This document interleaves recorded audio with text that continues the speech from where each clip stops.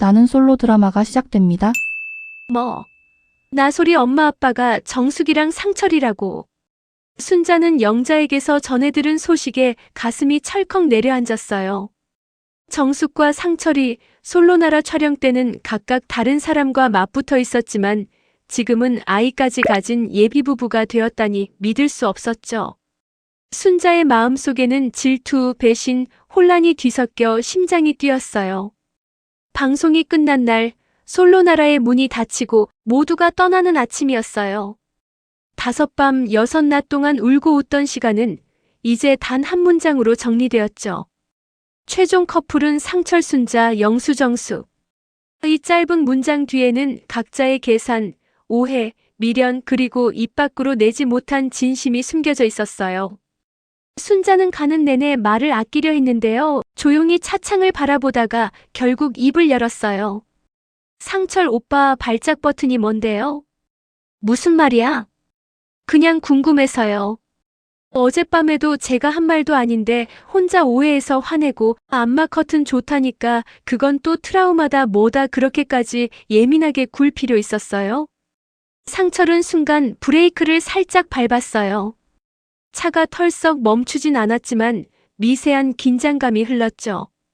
순자야, 너는 진짜 뭐예요? 여자들이 오빠 보고 쉬운 남자라고 하던데 그게 맞는 것 같기도 해요. 솔직히. 그 말이 떨어지자 차 안에 정적이 흘렀어요. 상철은 그 말을 어떻게 받아야 할지 몰랐어요. 누가 그런 말을 했는지 묻는 게 본능이었지만 그보다 먼저 스스로가 왜 그 말에 상처받고 있는지 더 궁금했어요. 누가 그런 말을 했어? 옥순이요. 오빠는 사람 마음에 여지를 너무 주잖아요. 나한테만 다정한 게 아니라 다들 오빠한테 착하다고 하던데 난 그게 더 불안했어요. 순자야. 다른 사람이 어떤 말을 하든 넌 나를 그렇게 안 봤으면 됐잖아. 옥순이보다 나를 제일 잘 알아야 하는 사람은 너야. 왜 옥순이 말이 먼저 들어와? 순자는 창밖을 바라보며 짧게 웃었어요. 그럼 오빠 나 좋아서 최종 선택한 거 맞아요? 당연하지. 너가 좋아서 한 거야. 그런데 왜 내 편은 한 번도 안 들어줘요? 난 오빠가 내 편에 있어줬으면 했어요. 그 말은 순자의 진심이었어요. 그녀가 솔로나라에서 수많은 오해 속에서도 버텼던 이유는 상철이 한 번쯤 자기 편이 되어주길 바랐기 때문이었죠. 하지만 상철은 감정에 서툴렀어요. 그는 진심을 말로 풀어내는 걸 어려워했어요. 대신 침묵으로, 눈빛으로, 행동으로 표현하려 했는데 순자에게 그건 무관심처럼 느껴졌어요. 안마 커튼이 뭐가 그렇게 싫었어요? 그냥 내가 좋다니까 좋다고 하면 되는 걸. 그건 순자야, 그게 중요한 게 아니었어. 중요하지 않으면 왜 그렇게까지 했어요? 그냥 미안하다. 순자는 씁쓸하게 웃었어요. 정숙이가 오빠랑 휴대 나갔으면 최종 선택했을 거라고 한 건 또 뭐예요? 그건 진짜 무슨 자신감이에요? 그 얘기 이제 그만하자. 다 끝난 일이잖아. 아니요, 안 끝났어요. 오빠는 정숙이랑 나 사이에서 저울질했잖아요. 내가 휴대 안 써서 정숙이한테 밀렸으면 오빠도 그쪽 갔을 거잖아요. 그 말에 상철은 한숨을 내쉬었어요. 그녀가 오해하고 있다는 걸 알면서도 그 오해를 풀 힘이 자신에게 남아있지 않았어요. 순자야, 카메라 없으니까 말을 더 세게 하네. 카메라 있을 때는 참았어요. 이제는 참을 이유도 없잖아요. 상철은 아무 말도 하지 않았어요. 침묵은 종종 최악의 대답이 되죠. 순자는 답답해서 손톱을 물었어요. 정숙이가 오빠 이용한다고 욕했는데 이제 와보니까 내가 이용당한 기분이에요. 그 말은 상철의 가슴에 그대로 꽂혔어요. 그는 한참을 아무 말도 하지 않다가 작게 숨을 내쉬었어요. 순자야, 나 그런 의도 아니었어. 근데 결과는 그렇게 됐어요. 오빠는 나한테 미안하다고 하면서도 계속 나를 이해하려 하지 않잖아요. 차창 밖으로 풍경이 빠르게 흘러갔어요. 마지막으로 함께 있는 시간인데 둘 다 그 사실을 인정하기 싫어했어요. 순자는 고개를 돌려 유리창에 기대었어요. 유리에 비친 자신의 얼굴이 낯설었어요. 왜 나는 끝까지 예쁘게 굴지 못할까? 왜 이렇게 말이 뾰족하게 나올까? 하지만 그건 이미 상처받은 마음의 방어였어요. 순자야. 괜찮아요. 오빠 그만 말해요. 어차피 나랑은 인연 아니었던 것 같아요. 그렇게 쉽게 말하지 마. 그럼요, 오빠. 최종 선택하고 제일 빨리 끝난 커플이 우리잖아요. 기록 세운 거죠, 뭐. 그녀는 억지로 웃었어요. 그 웃음은 아프게 떨렸고 상철은 그게 더 미안했어요. 순자 집 근처에 도착했어요. 짐을 내려주려는 상철에게 순자는 손사래를 쳤어요. 괜찮아요. 저 혼자 할게요. 데려다줘서 고마워요. 잘 가요, 상철 오빠. 그 말 뒤로 문이 닫혔고 차 안에는 아직 따뜻한 공기가 남아 있었어요. 하지만 그 온기는 더 이상 순자에게 닿지 못했어요. 상철은 그대로 한참을 멈춰 있었어요. 순자가 아파트 현관으로 들어가는 뒷모습을 보며 입술을 깨물었어요. 왜 이렇게 됐을까? 나는 진심이었는데 왜 자꾸 엇갈리기만 할까? 순자 역시 현관문 앞에서 한숨을 내쉬었어요. 뒤돌아보고 싶었지만 돌아본다고 달라질 게 없다는 걸 알았어요. 그녀는 휴대폰을 꺼내 메시지를 쓰다 지웠어요. 오빠 미안했어요. 오빠 나도 좋아했어요. 오빠 그냥 우리 잘 지내요. 3번을 쓰고 3번을 지웠어요. 결국 아무 말도 보내지 못한 채 순자는 조용히 방 안으로 들어갔어요. 그날 밤 상철은 도착 보고도 하지 않았어요. 대신 운전석에 앉아 그대로 엔진을 끄고 한참을 앉아 있었어요. 솔로나라의 하늘 아래에서 시작된 인연이 이렇게 덧없이 끝나버린 게 믿기지 않았거든요. 그리고 2주 뒤 28기 단체 채팅방이 조용히 다시 살아났어요. 얘들아, 우리 모처럼 다 같이 볼까? 단톡의 시작은 늘 영식이었어요. 누구보다 분위기를 띄우는 데 능했고 사람들의 관계를 이어주는 역할을 자처하던 그였죠. 메시지가 올라오자 반가운 반응들이 쏟아졌어요. 좋아요 형님. 그립다 그때 키읔키읔. 우리 최종 커플이 제일 많았던 기술에. 실제로 28기는 유난히 커플이 많았어요. 다른 시즌처럼 방송 이후 바로 헤어지는 일도 없었고 다들 조용히 잘 만나고 있었죠. 하지만 그 단톡방 안에는 눈에 띄지 않게 두 사람의 이름이 늘 잠잠하게 남아 있었습니다. 정숙 그리고 상철. 둘 다 모임 얘기가 나와도 이모티콘 하나 남기지 않았어요. 다른 사람들은 웃으며 농담을 던졌지만 그 두 사람의 휴대폰 화면은 한참 동안 아무 반응 없이 잠자코 있었죠. 정숙은 핸드폰을 내려놓고 한숨을 내쉬었어요. 그날 밤의 기억이 아직도 생생했어요. 와인잔이 아닌 소주잔을 기울이며 영수에게 털어놓았던 마음. 오빠 나는 진짜 그때 진심이었어요. 하지만 영수는 대답 대신 웃기만 했죠. 그 웃음 속엔 미안함도 애정도 책임감도 없었어요. 오히려 이제 그만하자는 무언의 신호 같았죠. 그 뒤로 영수는 5번이나 정숙을 만났어요. 처음엔 반가웠고 2번째엔 설렜어요. 하지만 3번째쯤부터 이상했어요. 그는 늘 변덕스러웠어요. 하루는 정수가 너밖에 없어. 했다가 다음 날엔 우리 너무 다른 것 같아. 그 불안한 진동 속에서 정숙은 점점 지쳐갔고 결국 손을 놓았어요. 나는 이 사람 옆에 있으면 더 작아지는구나.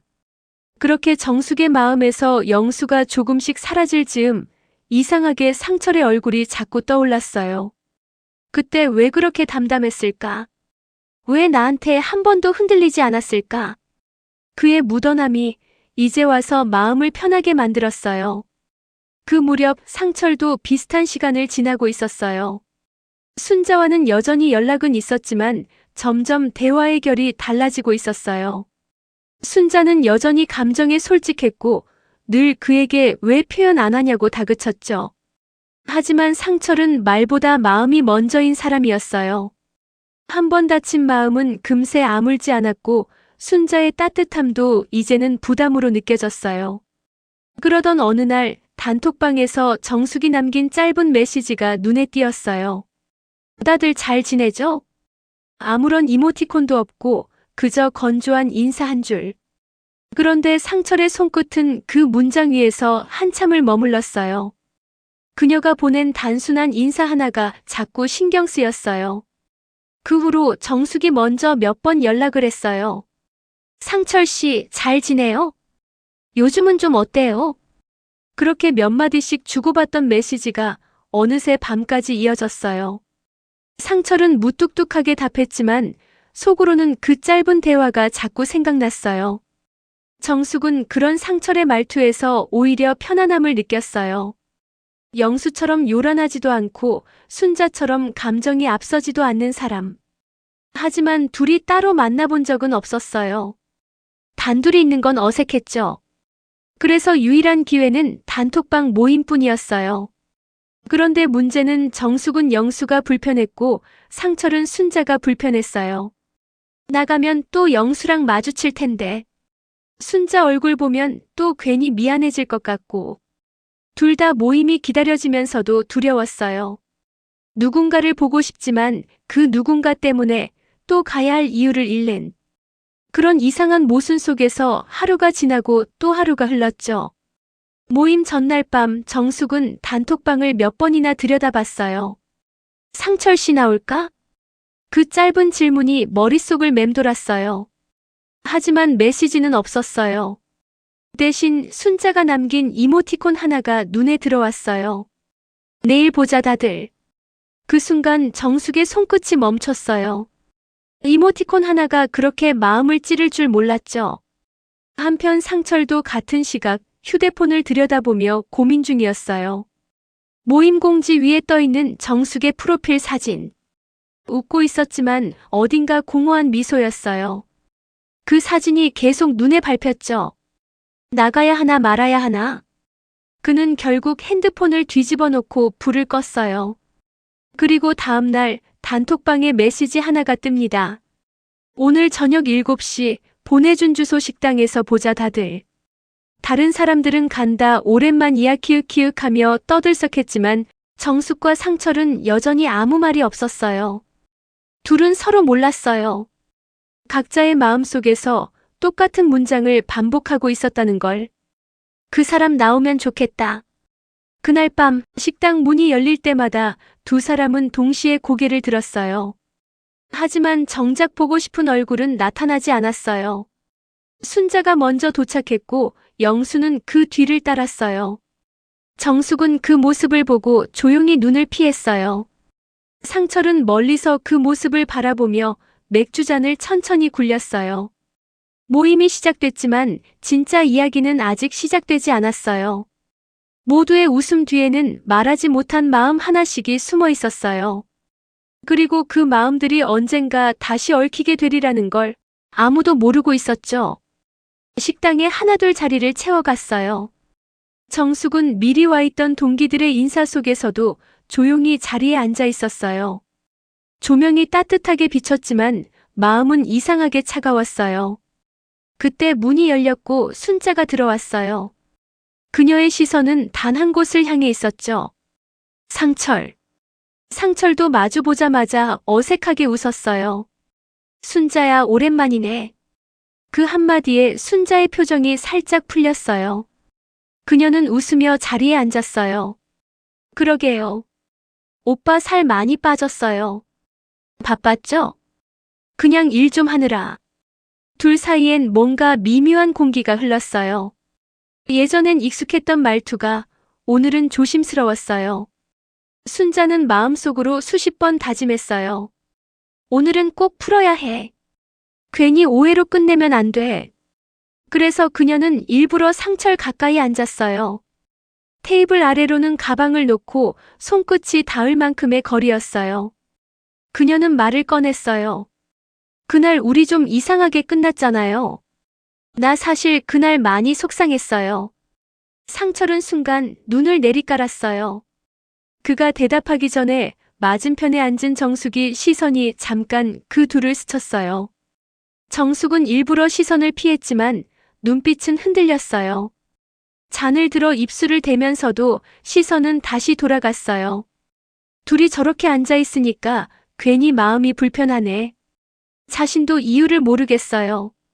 이미 영수와는 정리됐고 이제 아무 감정 없다고 생각했는데 왜 상철이 순자 옆에 있는 게 이렇게 신경 쓰일까? 상철은 순자의 말을 듣고 고개를 들었어요. 그때는 나도 좀 정리가 안 됐던 것 같아.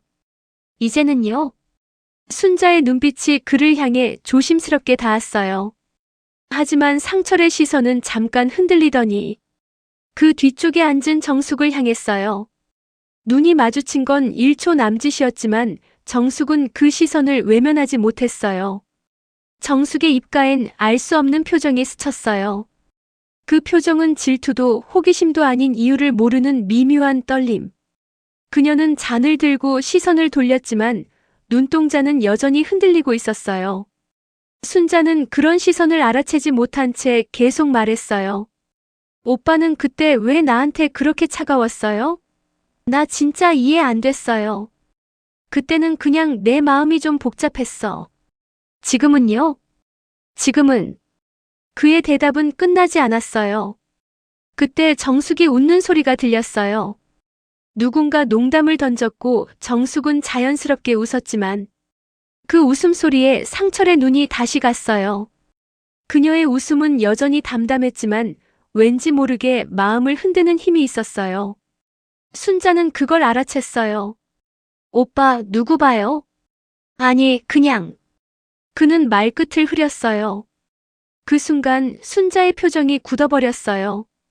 그녀는 다시 눈을 돌려 술을 따랐어요. 나 화장실 좀 다녀올게요. 그 말엔 숨겨둔 불안과 자존심이 섞여 있었어요. 순자가 자리를 비우자 상철은 주머니 속 휴대폰을 꺼냈어요. 잠시 망설였지만 결국 짧은 메시지를 보냈어요. 정숙 씨, 1층 입구로 나와요. 우리 둘이 놀아요. 정숙은 휴대폰을 보며 살짝 미소를 지었어요. 누구도 모르게 조용히 자리에서 일어나 가방을 챙겼어요. 나 잠깐 전화 좀. 그녀의 목소리는 조용했고 눈빛엔 묘한 설렘이 깃들어 있었어요. 밖으로 나간 정숙은 입구 근처에서 상철을 봤어요. 그의 손에는 차키 대신 택시 호출 앱이 켜져 있었어요. 운전은 피곤하니까 택시 타요. 좋아요. 정숙은 자연스럽게 웃었어요. 두 사람은 말없이 택시에 올라탔어요. 창밖으로 모임 장소의 불빛이 점점 멀어졌어요. 그 불빛 속 어딘가엔 아직도 상처를 기다리고 있을 순자가 있었죠. 한편 화장실 거울 앞에서 순자는 립글로스를 고치며 마음을 다잡고 있었어요. 오늘은 싸우러 온 거 아니야. 풀러 온 거야. 그녀는 다시 미소를 지으며 자리로 돌아왔어요. 그런데 상철이 없었어요. 의자엔 그의 가방도 휴대폰도 없었어요. 상철 오빠 어디 갔어요? 아까 밖으로 나간 것 같던데. 누군가의 대답에 순자의 눈빛이 흔들렸어요. 그녀는 식당 입구 쪽을 바라봤지만 이미 그곳엔 아무도 없었어요. 그때 창밖으로 멀리 택시 한 대가 떠나는 게 보였어요. 순자의 가슴이 철렁 내려앉았어요. 그리고 그 순간 묘하게도 정숙의 자리도 비어 있었어요. 그날 밤 상철과 정숙은 조용한 와인바에 앉아 있었어요. 조명이 부드럽게 내려앉았고 음악은 낮게 깔렸어요. 정숙이 잔을 기울이며 말했어요. 이런데 오랜만이에요. 저도요. 잠시 정적이 흘렀어요. 정숙은 고개를 돌려 상철을 봤어요. 근데요, 왜 저였어요? 그냥 오늘은 정숙 씨 얼굴이 계속 떠올랐어요. 그럼 순자 언니는요? 상철은 한참을 망설이다가 대답했어요. 그건 정리된 것 같아요. 정숙은 미묘하게 웃었어요. 그 웃음엔 묻어둔 감정이 조금 섞여 있었어요. 그럼 이제 진짜 시작이네요. 그녀의 말에 상철은 잔을 들어 조용히 부딪혔어요. 그 시각 식당 복도 끝에서 순자는 핸드폰을 꼭 쥐고 서 있었어요. 화면엔 아무 알림도 없었어요. 그녀는 떨리는 손끝으로 메시지를 썼다가 지우기를 반복했어요. 오빠 어디에요? 오빠 지금 나가요? 오빠. 결국 아무 말도 보내지 못했어요. 그저 웃음소리 가득한 식당 안으로 다시 걸어 들어갔어요. 그녀의 얼굴엔 아무렇지 않은 미소가 떠 있었지만 눈동자는 이미 울고 있었어요. 한 달이라는 시간은 참 잔인했어요. 연락 한 통 없는 상철이의 번호를 수십 번 눌렀다. 지우던 순자의 손끝은 어느새 차갑게 굳어 있었죠. 순자 언니, 요새 상철 오빠 정숙 언니 만나는 것 같던데. 옥순의 말이 순자의 귀에 닿자마자 심장이 쿵 하고 내려앉았어요. 그치만 이번엔 내가 먼저 뭐라 안 할래. 기다려볼래. 순자는 억지로 미소를 지으며 말했지만 그 말끝이 떨렸어요. 사실 기다린다는 건 포기하지 못한다는 뜻이니까요. 밤마다 휴대폰 화면에 불빛이 켜질 때마다 혹시 상철인가 하고 기대했던 마음은 이제 작은 희망조차 무겁게 눌러버린 먼지가 되어 있었어요. 한편 정숙은 숨이 가쁘게 상철을 찾아왔어요. 오빠, 나 아기 생겼어요. 그 말 한마디에 상철의 눈이 크게 흔들렸어요. 시간이 멈춘 듯 조용했어요. 눈앞의 정숙이도 그녀의 떨리는 손끝도 모두 현실 같지 않았죠. 뭐라고? 오빠 아기요. 병원에서 확인했어요. 정숙은 울지도 웃지도 못한 채 눈가가 빨개졌어요. 나도 놀랐어요. 근데 이상하게 무섭진 않았어요. 그냥 오빠가 생각났어요. 우리 아기니까. 상철은 잠시 고개를 숙였어요. 머릿속은 복잡하게 얽혀 있었지만 마음은 단 한 곳으로 향했어요. 정숙 씨. 그가 천천히 말을 꺼냈어요. 책임질게요. 아니, 책임이 아니라 나 진심이에요. 그는 떨리는 목소리로 말을 이어갔어요. 갑작스러울 수 있겠지만 나 정숙 씨 행복하게 해주고 싶어요. 정숙은 놀란 눈으로 상철을 바라봤어요. 정말이요? 오빠 진심이에요? 응.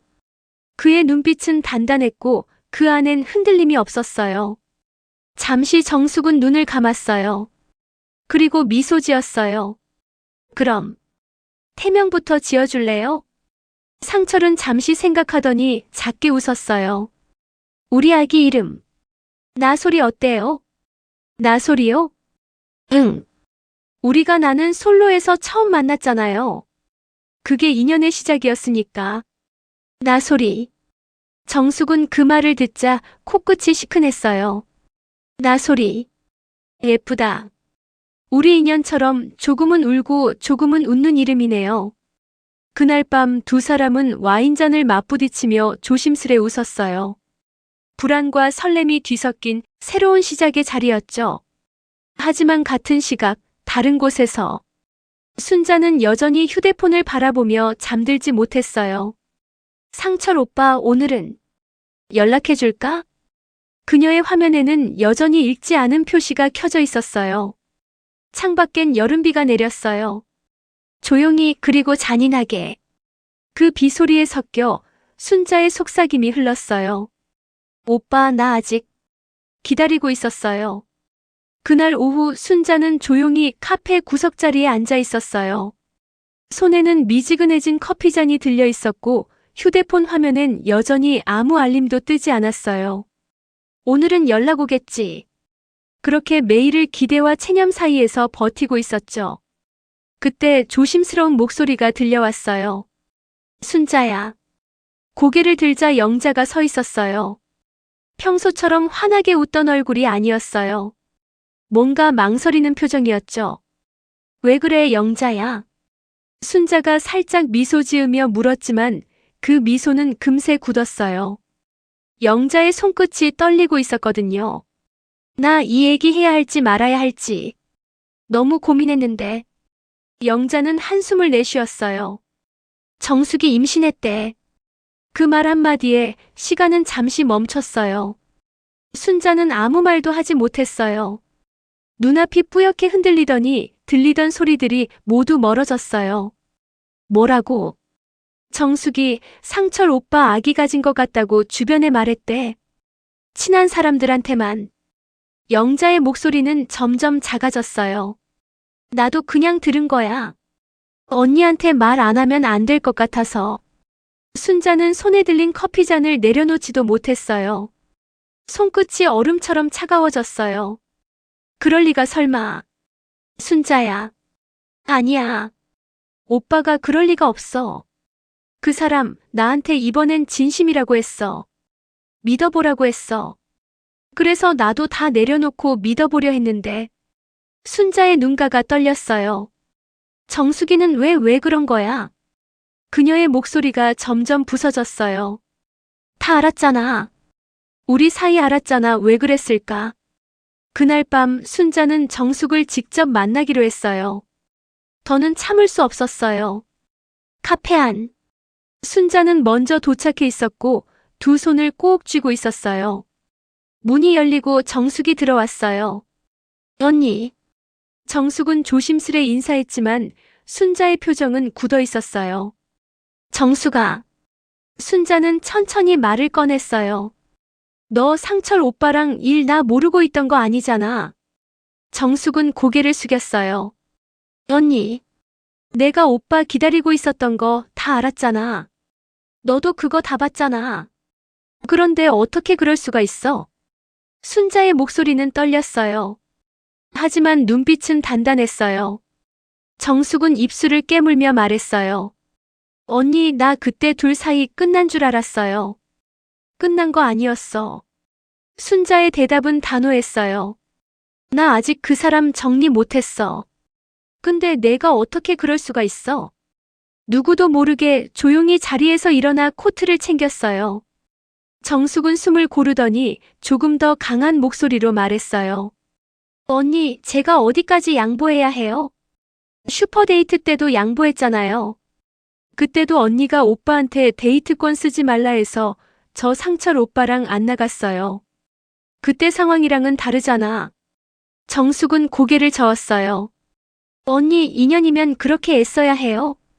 붙잡지 않아도 이어질 인연이면 자연스럽게 이어졌을 거예요. 근데 오빠 마음 이미 언니한테 없었어요. 순자는 숨이 막혀왔어요. 정수가, 그건 내 생각이야.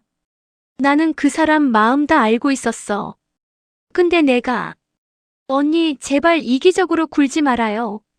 정숙의 눈빛이 차갑게 변했어요. 오빠 그만 힘들게 해요. 그리고 저 이제 홀몸 아니에요. 순자는 숨을 멈췄어요. 뭐라고? 정숙은 눈을 마주치지 못하고 말을 이었어요. 악이 생겼어요. 순자는 순간 세상이 무너지는 소리를 들었어요. 의자에 앉아있는 게 힘들 정도로 머리가 하얘졌어요. 그래서 이제 나보고 뭐 어쩌라고? 정숙은 눈시울을 붉히며 말했어요. 언니, 나도 미안해요. 근데 이제는 돌이킬 수 없어요. 우리 각자 갈 길 가요. 그녀는 마지막으로 고개 숙여 인사하더니 저 조심해야 해서요. 몸도 그렇고 마음도요. 그렇게 말하고는 카페 문을 나섰어요. 순자는 한참 동안 자리에서 일어나지 못했어요. 눈앞의 커피잔은 이미 식어 있었고 창밖엔 여름비가 내리고 있었어요. 그녀의 입술이 떨렸어요. 정수가 나 너 동생처럼 생각했는데. 그 말은 공기 속으로 흩어졌어요. 아무도 듣지 못한 채로. 순자는 요즘 아무것도 손에 잡히지 않았어요. 아침에 눈을 떠도 배가 고프지 않았고 커피잔을 들고 있어도 향이 느껴지지 않았어요. 무엇을 해도 마음이 허전했어요. 세상은 계속 흘러가는데 자신만 멈춰 있는 기분이었죠. 그런데 어느 날 여름에 시작된 나는 솔로 28기의 마지막 방송이 드디어 방영되었어요. 처음엔 보지 않으려 했어요. 그런데 어쩐지 끝까지 봐야 할 것 같았어요. 정숙과 상철의 모습이 화면에 나올 때마다 가슴이 덜컥 내려앉았어요. 두 사람은 마치 오래전부터 알고 지낸 연인 같았어요. 정숙의 눈빛 속엔 여유가 있었고 상철의 말투엔 확신이 있었어요. 순자는 그제서야 알았어요. 저 때도 이미 상철은 정숙이었구나. 그 짧은 한마디가 가슴 안에서 메아리 쳤어요. 순자는 화면을 멍하니 바라보다가 자신에게 물었어요. 그때 내가 조금만 더 솔직했다면, 그 사람 마음을 더 먼저 잡았다면 마지막 주인공은 나였을까? 하지만 이내 고개를 저었어요. 그건 이제 아무 의미 없는 상상이라는 걸 알고 있었거든요. 끝난 이야기에 만약은 없었어요. 여름에 시작된 이야기는 어느덧 초겨울로 이어졌어요. 계절은 서늘해졌고 나뭇잎은 모두 떨어졌어요. 정숙과 상철은 여전히 함께였어요. 사진 속 두 사람은 다정했고 그 다정함은 진짜처럼 보였어요. 그리고 그날 밤 마지막 방송이 끝난 지 1시간쯤 뒤 28기 출연진 전원이 방송국에 모였어요. 라방이라 불리는 마지막 생방송이 진행되는 자리였죠. 대형 조명이 켜지고 카메라 앞에 앉은 동기들의 얼굴엔 긴장과 설렘이 뒤섞여 있었어요. 시청자 수는 실시간으로 올라가고 화면 옆에는 수많은 채팅이 쏟아졌어요. 28기 모두 수고했어요. 정말 드라마 같았어요. 스튜디오 안은 웃음과 박수로 가득했어요. 출연진들은 그때 그 장면 기억나요? 진짜 고생 많았어요 하며 서로의 어깨를 다독였어요. 하지만 순자는 그 자리에서도 마음이 편치 않았어요. 웃는 얼굴로 앉아 있었지만 카메라 불빛이 너무 밝게 느껴졌어요. 그 아래에 앉아 있는 자신이 너무 작게 느껴졌어요. 순자 씨, 요즘 너무 예뻐졌어요. 시청자가 댓글을 달았고 스튜디오 안에 웃음이 터졌어요. 순자는 미소로 답했지만 속으로는 조용히 중얼거렸어요. 그래요. 아마 아무도 몰라줬으면 좋겠어요. 이 예쁨이 사실은 상처에서 피어난 거란 걸. 살이 빠지니 다들 방송 때보다 훨씬 나아요 했지만 그건 몰랐죠. 그 다이어트가 슬픔의 무게 때문이라는 걸. 라방이 끝나갈 무렵 제작진이 마지막 인사를 건넸어요. 오늘까지 함께해주신 시청자분들 감사합니다. 28기 여러분 정말 수고 많으셨습니다. 카메라가 천천히 좌석을 훑었어요. 화면 속 정숙과 상철은 여전히 웃고 있었어요. 정숙은 요즘 너무 행복해요. 라 말했고 상철은 그럴 자격이 있는 사람이라 하며 그녀를 바라봤어요. 순자는 그 모습을 끝까지 바라보다가 스튜디오 밖으로 나오는 순간 휴대폰을 껐어요. 밖은 이미 차가운 초겨울 바람이 불고 있었어요. 밤 공기는 서늘했지만 오히려 그게 좋았어요. 마음의 열기를 조금은 식혀주는 것 같았거든요. 그녀는 하늘을 올려다보며 작게 중얼거렸어요. 그래, 이제 됐어. 그 사람은 그 사람의 자리로, 나는 내 자리로. 순자는 천천히 눈을 감았어요. 지독하게 아팠던 계절이 끝나고 있었어요. 그녀의 마음 어딘가에 아주 작지만 새로운 시작이 움트고 있었어요. 바람이 머리카락을 살짝 흔들었어요. 순자는 마지막으로 한번 웃었어요. 그 웃음은 슬픔이 아니라 비로소 놓아주는 사람의 웃음이었어요. 그리고 그렇게 그 초겨울의 끝에서 순자는 자신을 조금씩 되찾아가고 있었어요. 다음 이야기가 궁금하신가요? 구독과 좋아요, 댓글 부탁드려요.